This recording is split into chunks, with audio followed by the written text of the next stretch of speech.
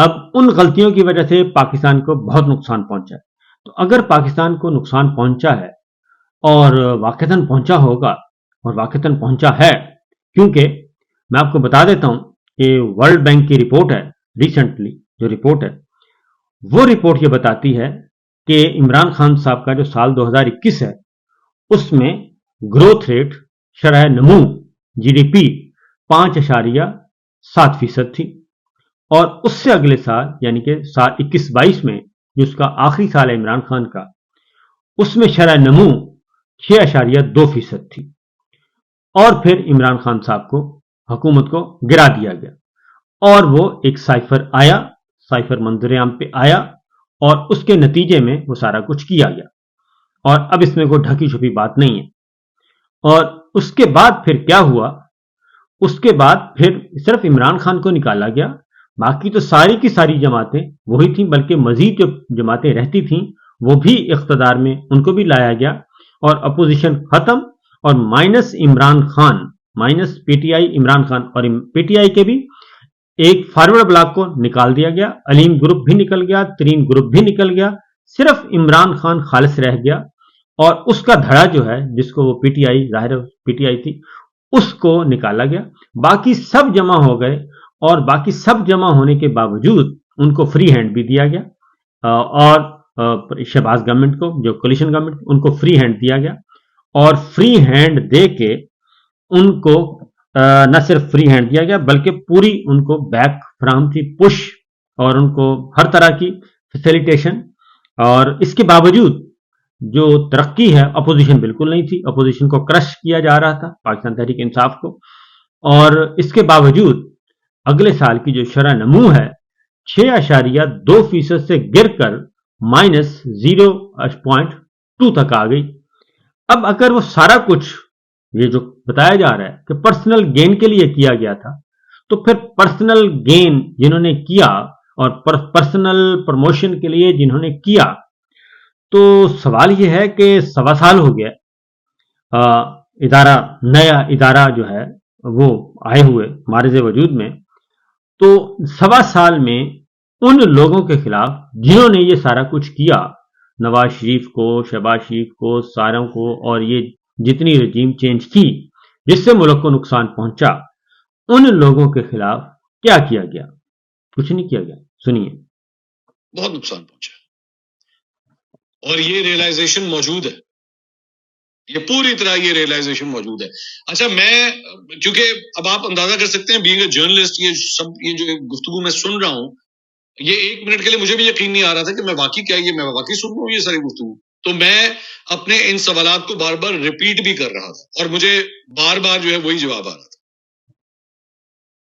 آ رہا تھا. وہی سوال کیے جاتے، ظاہر ہے، کیونکہ یہ سوال ہی ایسے ہیں اور جواب بھی ایسے ہی ہیں، اور جواب زیادہ بلکہ حیران کن ہے کہ یہ تو جو بھی آتے ہیں وہ یہی کام ہوتا ہے اور اس کے بعد پھر بدل جاتا ہے. نواز شریف صاحب کا ہم نے دیکھا، نواز شریف صاحب کو 99 میں ایک دفعہ، اس سے پہلے چلے جائیں محترمہ بے نظیر بھٹو، اس سے پہلے جائیں ذوالفقار علی بھٹو صاحب، ان کو پھانسی ہو گئی، لیکن پاکستان پیپلز پارٹی، محترمہ بے نظیر بھٹو، بڑا سارا کراس، لیکن محترمہ بے نظیر بھٹو پرائم منسٹر بنی، اور نہ صرف 1 دفعہ بنی، 2 دفعہ بنی، اور انہوں نے تیسری دفعہ بھی بننا تھا اگر وہ دہشت گردی کا شکار نہ ہو جاتی، تو پرفیکٹ تھا ان کا تیسری دفعہ بھی وزیر اعظم بننا، لیکن وہ حادثے کا شکار ہو گئی، دہشت گردی کا شکار ہو گئی.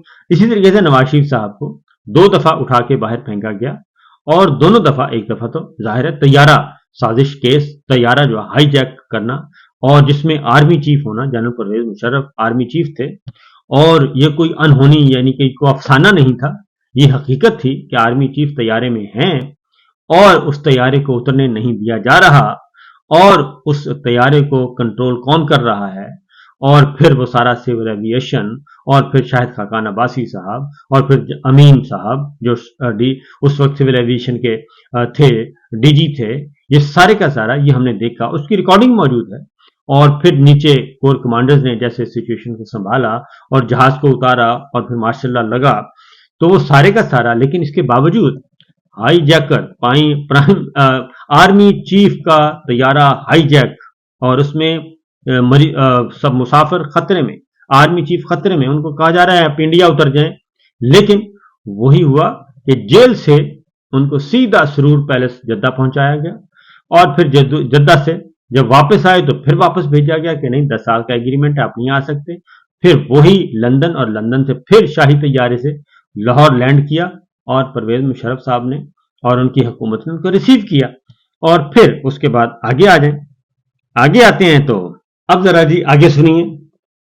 हाँ, एक चीज बड़ी इंपॉर्टेंट जो थी वो ये थी कि ये फैसला कर लिया गया है कि अपनी पोजीशन ना अब क्लियर रखी जाएगी, इसके अंदर ग्रे एरिया कोई नहीं होगा, या ब्लैक होगा या व्हाइट होगा, सीधा सीधा। यानी वो कहते हैं कि ये फैसला कर लिया गया है कि अब मुस्तकबिल में भी यही पॉलिसी रहेगी। अब इससे मैं जरा आपको तारीख है, यहां पे होता यह है कि जो भी साहब आते हैं वही इदारा होते हैं, और वो एक सोच लेकर आते हैं, और एक अपना मैनिफेस्टो लेके आते हैं, अपना मैनिफेस्टो लेके आते हैं, ये अब तक की तारीख है, और उसको वो इम्प्लीमेंट करवाते हैं। और जब वो उसके बाद वो फिर वापस चले जाते हैं। जब वो रिटायर होते हैं, घर चले जाते हैं, खा वो 3 साल बाद हो या 6 साल बाद हो, अगर मार्शल लॉ लगा दें खा वो 11 साल बाद हो, 11 साल बाद भी, 11 साल के बाद भी जो आता है वो पिछली सारी किताब फाड़ देता है, और वो पीछे मुड़ के नहीं देखता कि पीछे क्या हो रहा था। वो जो भी आता है वो अपनी सोच के साथ आता है, और अपने एजेंडे के साथ आता है, और वो उसको इंप्लीमेंट करता है। और जो पिछली किताब है वो बिल्कुल या तो फाड़ के फेंक देता है, या फिर वो किसी बंद अलमारी में बंद करके डबल लॉक करके रख दिया जाता है। ये हमने जनरल अयूब खान को भी देखा, ये हमने याहिया खान को भी देखा, ये हमने जनरल जिया को भी देखा, ये हमने जनरल मुशर्रफ को भी देखा। क्योंकि जनरल जिया जब गए, जनरल अयूब खान आए तो वो एक लिबरल डेमोक्रेट लेके, लिबरल पॉलिसी के साथ आए, एक लिबरल डेमोक्रेट के तौर पे। जनरल जिया साहब आए तो वो एक बिल्कुल इस्लामाइजेशन का लेके आए, और उससे पहले याहिया खान, वो तो खैर बिल्कुल ही अल्लाह ताला उनको गारत करे और किसी ऐसी जगह पे डाले जहन्नुम के आखिरी हिस्से में। तो उसके बाद जनरल मुशर्रफ साहब आए, वो एनलाइटेंड मॉडरेशन का लेके आए। तो वो जैसे ही गए उसके बाद जनरल कैनी साहब आए, तो जनरल कैनी साहब ने पीछे मुड़ के नहीं देखा।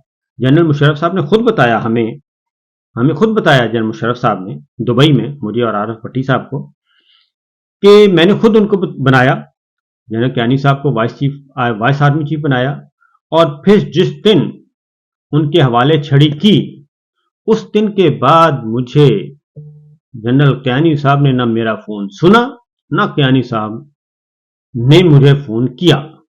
ये उन्होंने आज खुद बताया जनरल परवेज मुशर्रफ साहब ने। तो इसलिए ये बात जो है ना, वो कैनी साहब जब गए तो जनरल राहील शरीफ साहब आ गए।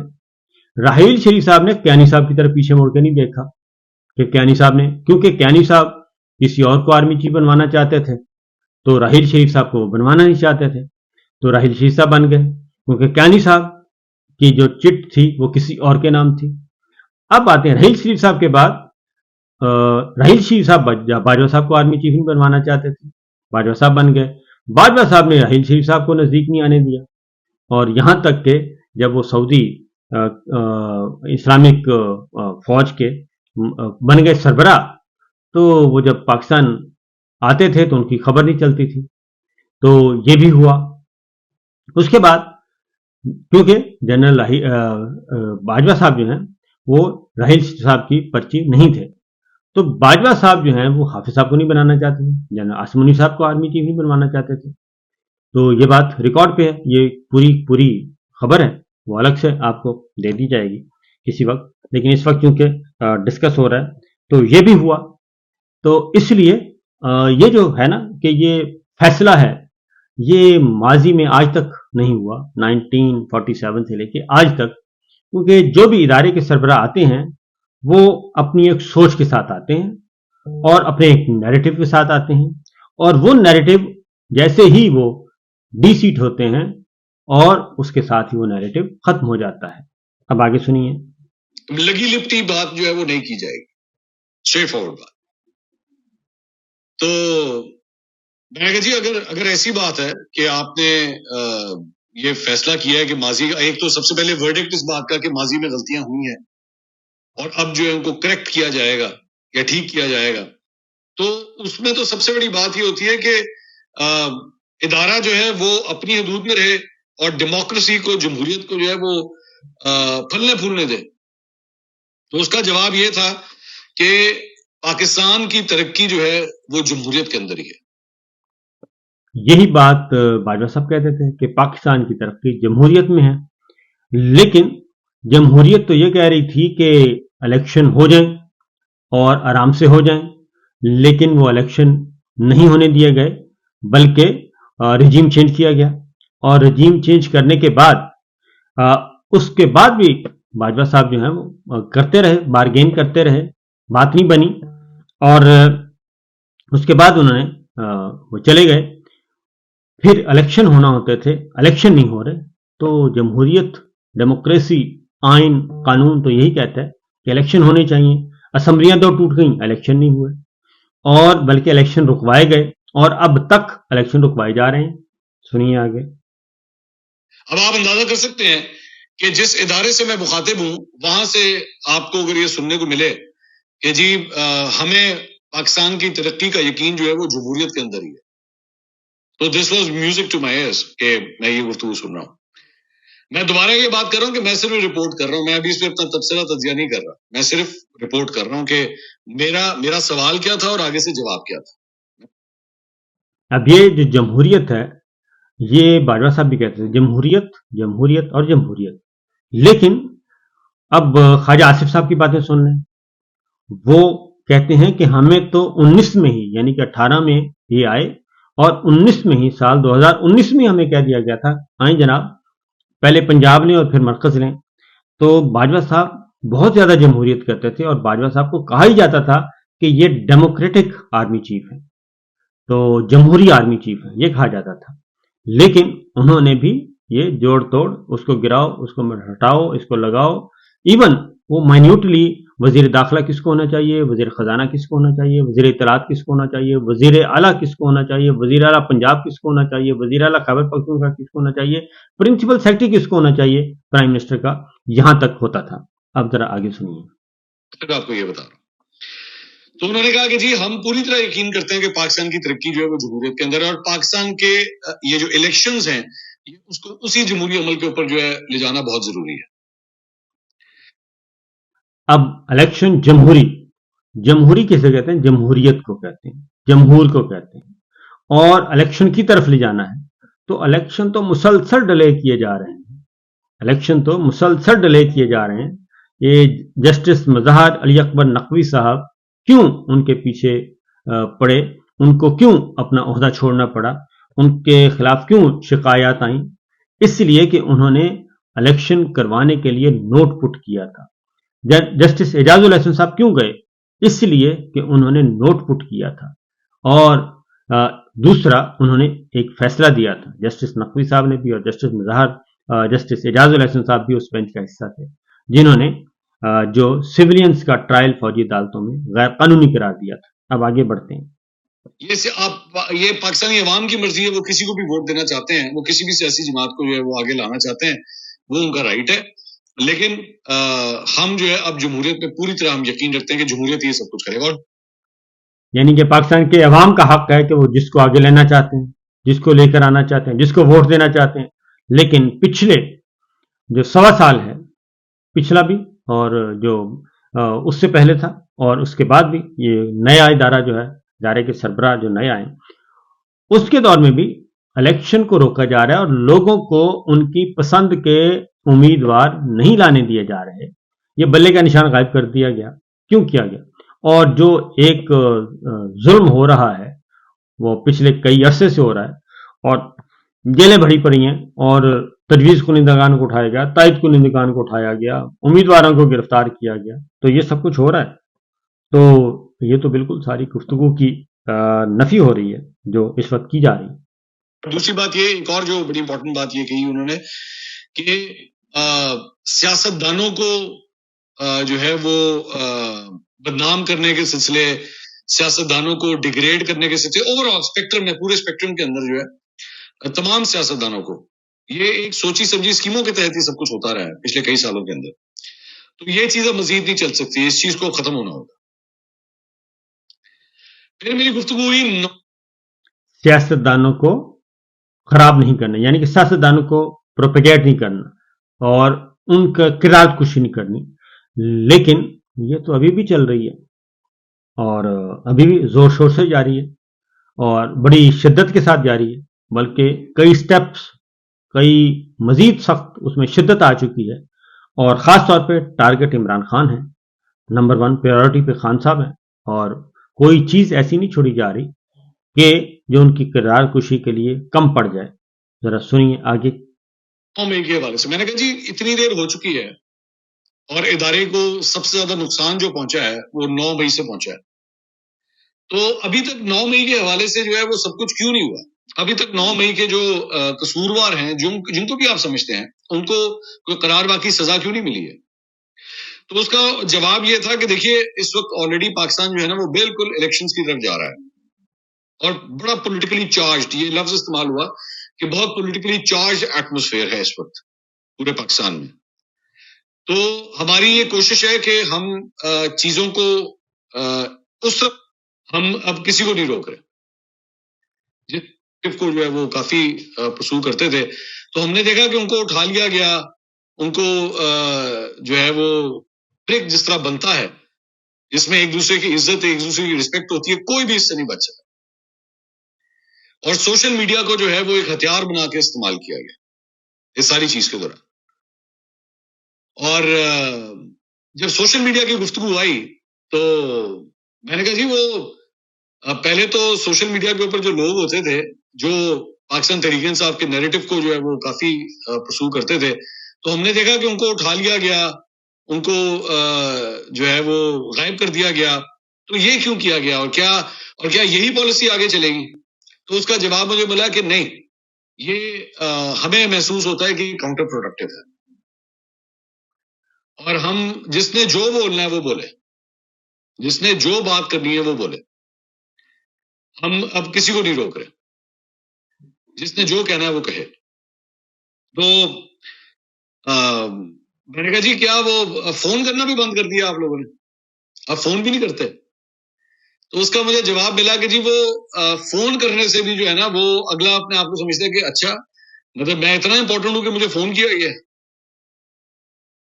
تو اس لیے اب ہم نے فون بھی نہیں کرنا. فون تو ابھی بھی ہو رہے ہیں. آپ کا جو دل کرتا ہے آپ بولیں. ہاں یہ ہے کہ سچ بولیں، صحیح بات کریں، چیزوں کو ٹویسٹ مت کریں کہ جس سے ادارے کے اندر یہ ہو رہا ہے، ادارے کے اندر وہ ہو رہا ہے. اس کے علاوہ شخص جس کا اس ادارے سے اب تعلق نہیں ہے یا وہ ریٹائر ہو چکا اور یہ اس کے پیچھے کیا پلاننگ ہے ہمیں سب پتا ہے. کہ ہمیں لگتا یہ ہے کہ پاکستان تحریک انصاف جو ہے وہ اس وقت ٹوٹل کانسنٹریشن جو ہے وہ کے پی کی طرف کر رہی ہے. سینٹر اور پنجاب کے بجائے وہ ٹوٹل کانسنٹریشن کے پی کی طرف کر رہی ہے، وہ کے پی کو سیکیور کرنا چاہتی ہے. تو ہمیں اس پلس کا بھی پتا ہے، ہمیں اس کا بھی آئیڈیا کہ یہ کیوں ہو رہا ہے. یہ دراصل بتانا یہ چاہ رہے ہیں، یعنی کہ ادارے نے یہ بتایا ہے منصور بھائی کو کہ خیبر پختونخوا جو ہے وہ پاکستان تحریک انصاف کو دیا جا سکتا ہے، اس کے علاوہ کوئی اور نہیں دیا جا سکتا.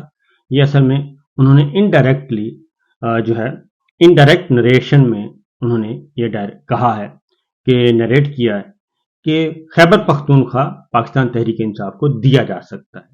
یہ بات انڈائریکٹلی کنوے کی ہے، جا کے بتا دی جائے. اور ظاہر ہے رپورٹر جو سنتا ہے وہ اس کو رپورٹ کرتا ہے، لیکن میرا اپنا اندازہ یہ ہے کہ یہ اس لیے کہی گئی کہ خیبر پختونخوا کی حد تک پاکستان تحریک انصاف ٹھیک ہے. اور یہ اس کے پیچھے کیا پلاننگ ہے ہمیں سب پتا ہے. تو ٹھیک ہے، کوئی مسئلہ نہیں. یہ الیکشنز ہونے دیں، الیکشنز کے اندر لوگ اپنا حق رائے دہی استعمال کریں اور اس کے بعد جو بھی گورنمنٹس بنتی ہیں وہ دیکھا جائے گا، کوئی ایسی بات نہیں. اس کے بعد ایک اور جو اب اس میں بلہ لے لیا گیا ہے، پاکستان تحریک انصاف کو آؤٹ کر دیا گیا ہے، بطور سیاسی جماعت ان کو بالکل ڈس فنکشنل کر دیا گیا ہے، اور جس طریقے سے کیا گیا ہے یہ بھی سب پتہ ہے. الیکشن کمیشن آف پاکستان میں تو اتنی پسلی نہیں ہے، نگراں حکومتوں میں تو اتنی پسلی نہیں ہے کہ وہ یہ سب کچھ کر سکیں، تو اس لیے کچھ تھوڑا سا ہے گڑبڑ ہے. سوال تھا وہ میرا یہ تھا کہ جی سابق آرمی چیف جنرل مشرف کو کی سزا جو ہے اسے مینٹین رکھا گیا سپریم کورٹ آف پاکستان کی جانب سے، تو ادارہ اس کے اوپر خاموش ہے، ادارے نے کوئی ریاکشن شو نہیں کیا.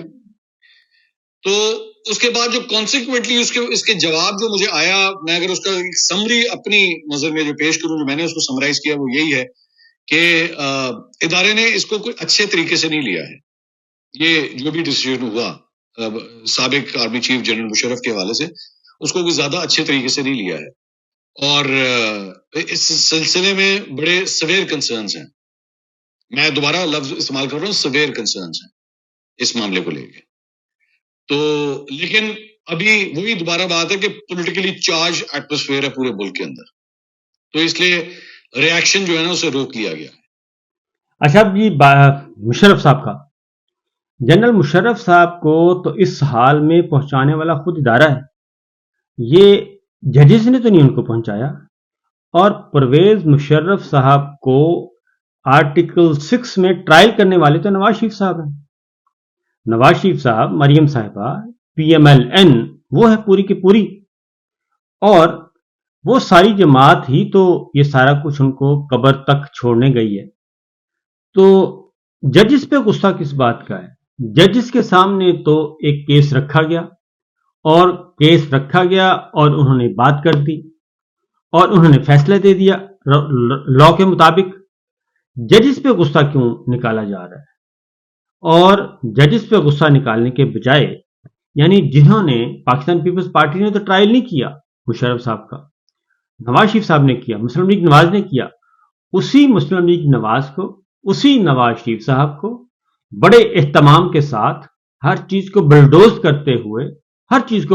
کرتے ہوئے ان کو لایا جا رہا ہے اقتدار میں، اور ملیا میٹ کیا جا رہا ہے آئین کا، قانون کا، عدالتوں کا، وکالت کا، صحافت کا، سسٹم کا، ہر چیز کو. تو مشرف صاحب کو تو اس حال میں پہنچانے والے ایک تھے Sharif family, P M L N سیاسی جماعت، اور دوسرا خود ادارہ. اگر جنرل قیانی صاحب چاہتے تو کیا وہ بچا نہیں سکتے تھے؟ مشرف صاحب کو بچا سکتے تھے، اور جنرل قیانی صاحب کو تو لکھ کے بھیجا جاتا تھا، ان کو تو ہاٹ لائن پہ ان کہا جاتا تھا بتائیں کیا کریں، پرویز مشرف صاحب کے خلاف یہ ہونے لگا ہے، یہ ہونے لگا ہے، یہ ہونے لگا ہے، نواز شریف صاحب یہ کر رہے ہیں، یہ کر رہے ہیں، یہ کر رہے ہیں. تو کیانی صاحب خاموش ہوتے تھے، اور کیانی صاحب بالکل کوئی اس فائل پہ کچھ نہیں بولتے تھے، اور خاموشی سے اٹھا کے رکھ دیتے تھے، جو بھی چٹھی جاتی تھی ایک سائڈ پہ رکھ دیتے تھے. اور وہ تو خود بڑے اہتمام سے پرویز مشرف صاحب کو اس حال میں پہنچانے والے خود یہ لوگ ہیں. اور افتخار چودھری صاحب والی تحریک، اس کے پیچھے بھی یعنی صاحب. تو یہ سارے کا سارا جو ہے، تو اس لیے اب آنریبل ججز پہ یا چیف جسٹس قاضی فائز عیسیٰ صاحب پہ یا اس سے پہلے خصوصی عدالت پہ، تو ان پہ تو غصہ کرنا بنتا ہی نہیں. تو ٹرائل تو نواز شریف صاحب نے شروع کیا، اور ان کو دوبارہ اقتدار میں لایا جا رہا ہے، اور کہا جا رہا ہے اس پہ غصہ بہت ہے، اور غصہ ہم نے فی الحال روکا ہوا ہے، یہ ہم بعد میں نکالیں گے. تو کس پہ نکالیں گے؟ نواز شریف صاحب پہ، پی ایم ایل این پہ، خواجہ آصف صاحب پہ، اس وقت کے وزیر داخلہ پہ، کس پہ نکالیں گے؟ یہ ہے کہ نہ ریاکٹ کیا جائے. مجھے نہیں پتا ریاکشن کس طرح کا ہوگا. ریاکشن جو ہے وہ ایک پریس ریلیز کی شکل میں بھی ہو سکتا ہے، یا ایک پریس کانفرنس کی شکل میں بھی ہو سکتا ہے. تو پھر میں نے ایک اور سوال کیا کہ کیا آنے والے دنوں کے اندر ایک ریومر پھیلی ہوئی تھی کہ ادارے کی جانب سے کوئی پریس کانفرنس ہو سکتی ہے، پی ٹی آئی کو دے دیا سے پہلے. تو کیا یہ حقیقت ہے؟ انہوں نے کہا کہ نہیں، ایسی کوئی بات نہیں ہے، ہمارا پریس کانفرنس کرنے کا کوئی ارادہ نہیں ہے، اور ایسی کوئی بھی بات نہیں ہے.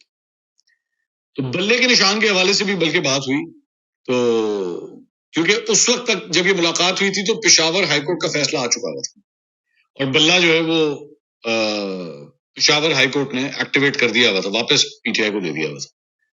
تو اس کا مجھے جواب آیا کہ جی یہ کورٹس کا معاملہ ہے, کورٹس اس کو دیکھ رہے ہیں, تو یہ ان کی ڈومین ہے, وہ اس پہ جو بھی فیصلہ دیں, ہمیں ہم نے اس میں کیا کہنا, کورٹس بہتر جانتے ہیں انہوں نے کیا کرنا. اب یہ میں نے حتی الامکان کوشش کی کہ ذہن میں رکھیے گا میں نہیں نوٹس لے رہا تھا, جو صاحب سامنے بیٹھے ہوئے تھے نوٹس وہ لے رہے تھے. میرے پاس کوئی کاغذ پینسل نہیں تھا, میرے پاس فون بھی نہیں تھا, تو کوئی ریکارڈنگ بھی نہیں اس چیز کی ہوئی ہے. تو جو بھی یہ گفتگو ہوئی ہے کوڈنگ ڈیکوڈنگ کا, تو یہ ہے سلسلہ جی.